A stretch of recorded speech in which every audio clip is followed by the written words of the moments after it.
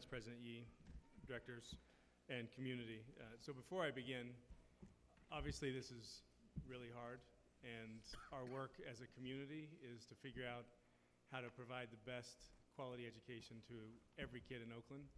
And it's in that context that we're doing this and trying to get to a place where we can have fiscal solvency to support academic solvency. And we sit in a context where we've got $150 million locally from our budget. But we sit in a state that is now among the bottom in funding education in the United States. So it's important to remember the context and the work that we're doing. And I know how intense and important this work is to each parent. And I appreciate everybody for coming out. So I'm going to present my recommendations. As Director Yee said, the work, the study session, we brought forth the criteria. And since then, we've been doing the work in basically nonstop to get to this recommendation. This is mine and our staff's recommendation about how to go forward to prepare for and create the best quality schools in Oakland and to be able to fund them as long as we possibly can. With that, I'll begin. And I just felt like it was really important to go back to something that Ron Edmonds said. We have to figure out how to educate every kid, and in fact, we know there are plenty of places that are doing it. We have to, at the end of this whole analysis, handle what do we do with the fact that we're not educating every kid. When I went to the All-City Council meeting and asked those leaders how many of them have friends or know people that were pushed out or dropped out of school, every one of those children raised their hand. So we're not where we need to be yet.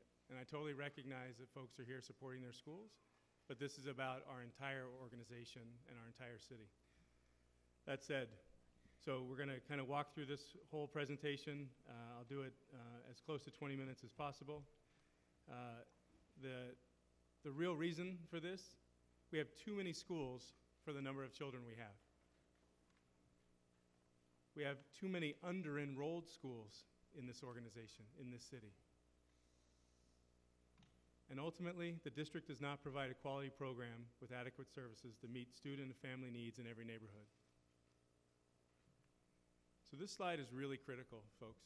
So when you compare where Oakland Unified is to other districts in the state of California, when you look at a district like Long Beach Unified that has almost 50,000 more kids and 89 schools, 12 fewer schools than we have, they're able to use resources in very different ways to support children.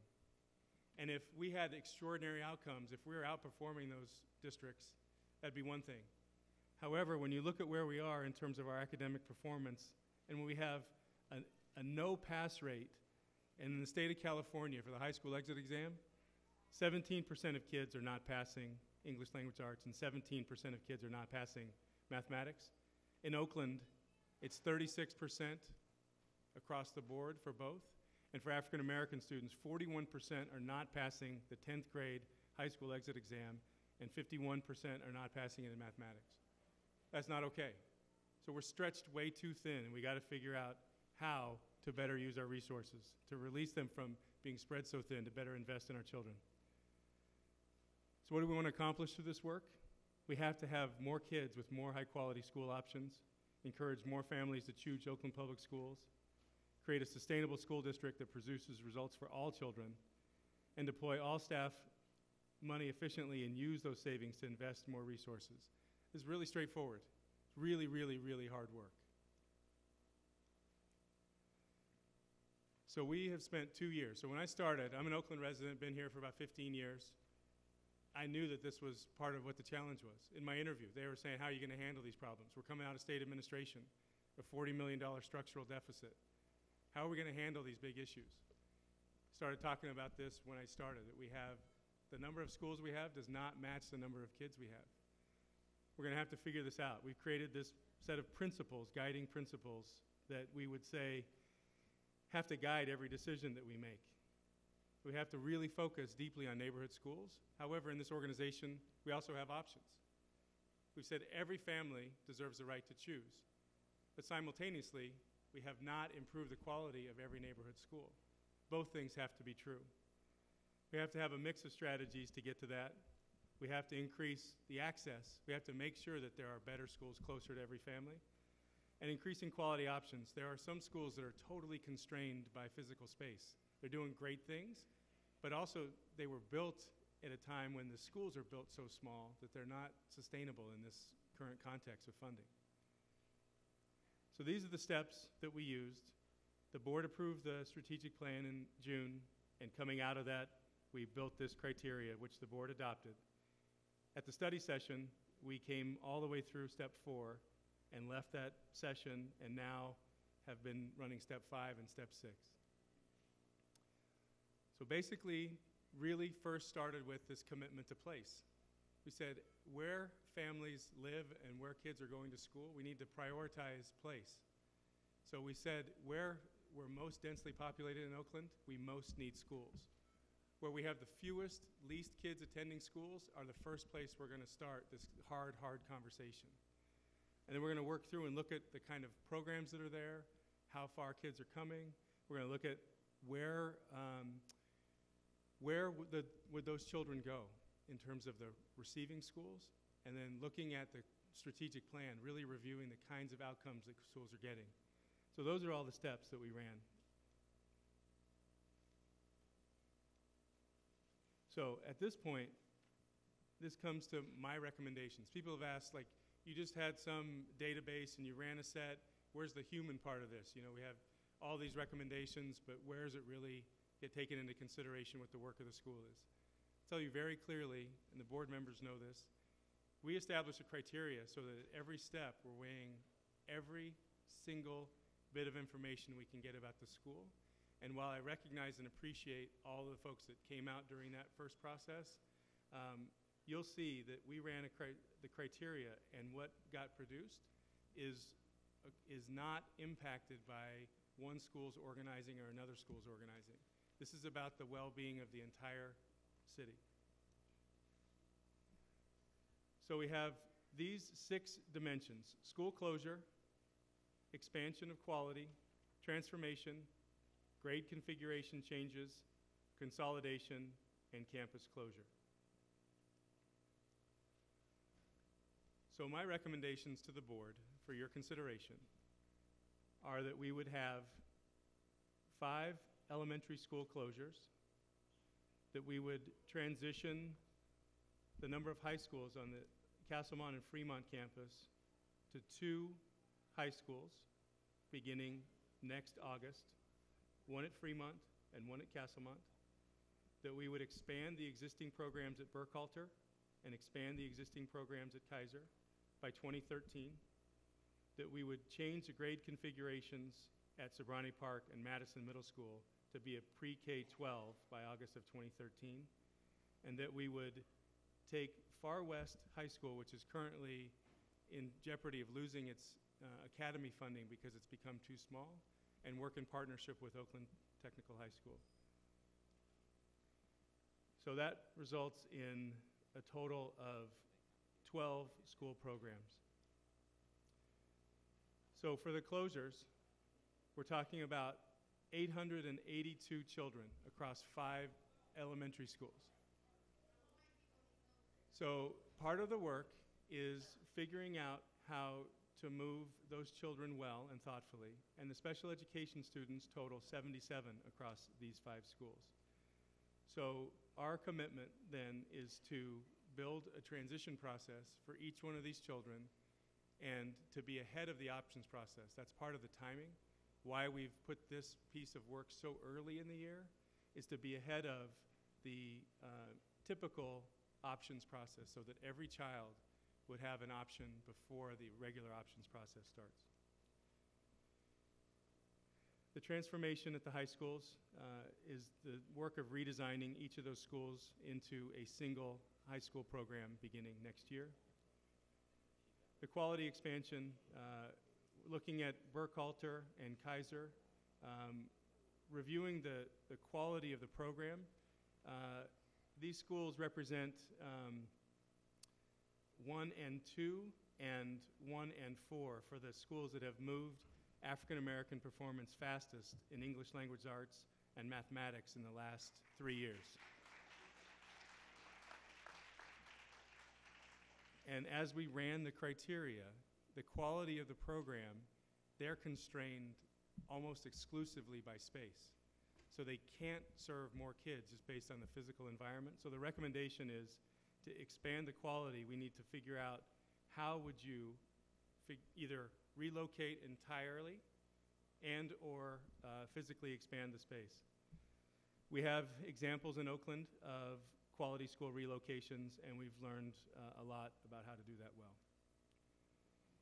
So part of the work in Sobrani Park and Madison is Madison Middle School has begun a grade level transformation to become a 612, and this would be a phased piece of work to create a tighter connection between Sobrani Park Elementary School and Madison Middle School.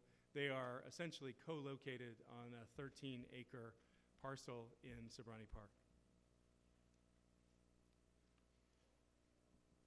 It's important that while we've talked about the academic support for kids, this is really also driven and sits in a financial context.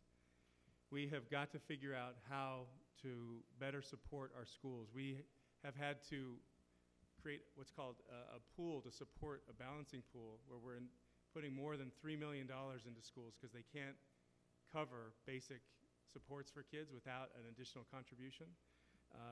So we are in a situation where we have to figure out how to release resources, and we have to reduce the number of schools we have to do that.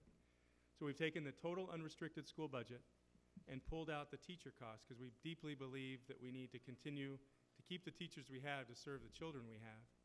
So we've looked at all of the other unrestricted costs, subtracted the teacher costs, and came out with a total. At the Fremont campus, we went to a single budget this year, and they were able to support all the students with the budget, and we had an additional support at the Castlemont campus.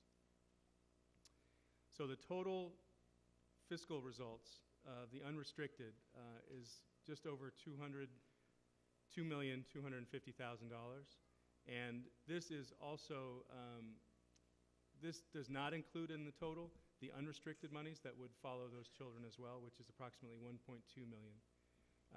So we've made the commitment that we could invest those dollars in those receiving schools. So when I came, we have closed 4 schools since my arrival, and we've been really public for the last 2 years that Oakland Unified has more schools than it can sustain.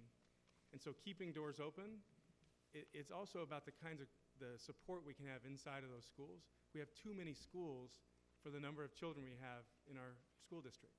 We've been having this conversation for a couple of years. How do you actually go about doing that thoughtfully and with a clear criteria that's not me defending a list, but including community about establishing a set of guidelines and sharing those, putting all the information out? That's what we've been doing. And the reason that we've begun so early, again, is so that the board would be able to make a decision before any of the other options process begins, so we can truly meet with every single child and their family and program and support them to get into a quality school. Understanding that our schools and our students, our families need that support, we've taken very seriously Director Gallo's and others' concern that we need to think about the whole person when we do this, and the strategy is built on each person having an entire transition plan. The outcome is that every single child and their family will be informed, engaged, supported, and welcome in the new school. So priority placements in the option process for students, which means, except for sibling consideration, that every child in a closing school would have choice about where they go. So we have, remember, 882, so less than 1,000 kids in the general ed and 77 children with special needs. So we will go from just those numbers to specific names to really support each of those children into quality options. That the families will be obviously connected with and communicated with and many families have experienced not very positive outcomes in the options process. This is a one-to-one experience and programming kids directly into the schools. For leadership and for staff, that those principals in those schools will have priority consideration in future leadership positions. And our teachers, obviously, we're going to be working with both the teachers union and other organizations in terms of transitions for staff. That work is really, we can't start that work until the board makes a decision. So once the board decides, then we begin doing all these other pieces. And our timelines are very clear. We're working already about the receiving schools, figuring out the number of seats, looking at when we could do both fairs to share with families what those schools are doing and communicate, and also bus tours. People have asked very clearly, well, what about those buildings that you then come out of that are still open? So we've talked a lot about other schools that need to expand, that are under-enrolled, that are doing well, that want to, that can serve more children. It's about the possible relocation of schools, different program offerings, whether it's from administration or other district partners. And then we've also talked about those sites that may be located next to freeways that are not the kinds of places that meet space requirements, that may in fact meet the price or cost-benefit analysis for sale. I would just say very publicly, this is not a strategy to start selling OUSD properties to pay off the loan, which some people have said.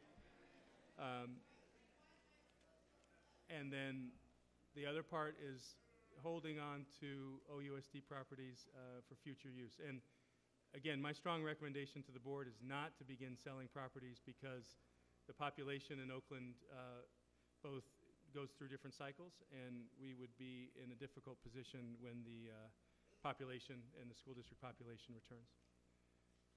So we've talked about grade configuration changes and the strategy and the structure for that, which is clearly outlined, and there'd be recommendations for how to go about doing that, and readiness factors that we've discussed before. The work at the school sites, so many people have been concerned that there was already a decision made. This is about the beginning of a process. And so different folks raised, what about this school expanding to a K-8? What about this one moving? Those are conversations that need to be had across the city, but first and foremost with that community. And putting together a team to lead that work that we would then be able to bring recommendations to this board no later than December 14th, before the winter break, to really take seriously any kinds of expansions. So these are just outlining the kinds of activities that the teams would undertake. And then transformation, obviously we have schools that are in program improvement, school improvement grants. We've been very blessed to have 4 schools that have done extraordinary work, Howard, Brookfield, Rise Community, and Korematsu, that have actually exited program improvement. But we're trying to, yeah, that's worth clapping actually. And we'll hear from Korematsu later this evening. But we need to figure out how to learn from those schools and provide additional support, and that's part of what the Transformation Network will be providing. So the shared campuses, directors and community members have raised the question of, there are currently 8 locations where there are schools that share a campus, and we have looked at each one of those schools, and they are in places where we are most densely populated and have among the highest what's called live-go, where students live in that area and go there.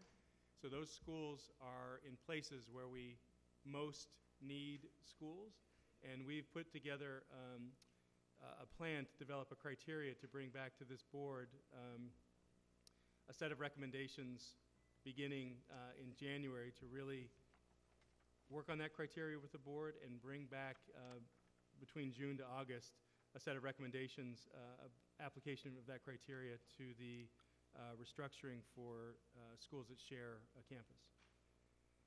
And I've gone fairly quick. President Yee, I mean, board members have seen this.